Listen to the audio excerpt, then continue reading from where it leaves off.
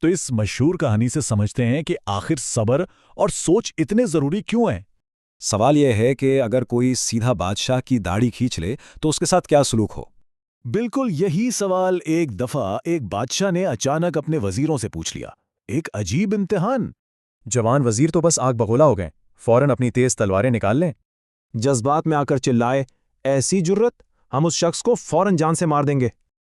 لیکن وہیں ایک بوڑھا تجربہ کار وزیر بالکل خاموش اور پرسکون کھڑا تھا، بالکل الگ رویہ۔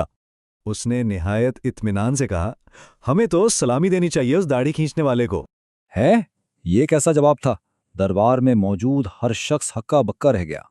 دراصل اس سیانے وزیر کا اشارہ بادشاہ کی گود میں بیٹھے اس ننھے شہزادے کی طرف تھا، کیونکہ وہ چھوٹا بچہ کھیلتے کھیلتے مزے سے اپنے والد یعنی بادشاہ کی داڑھی کھینچ رہا تھا۔ جوان وزیروں کو تب جھٹکا لگا، انہیں فوراً احساس ہوا کہ بنا سوچے کتنی بڑی بے وقوفی کی۔ اس کمال کی حاضر جوابی اور عقلمندی پر بادشاہ نے اسے اسی وقت وزیر اعظم مقرر کر دیا۔ سبق یہی ہے کہ ہمیشہ بولنے سے پہلے سوچنا چاہیے، بنا سوچے نکلے الفاظ کیا طوفان لائیں گے کس کو معلوم۔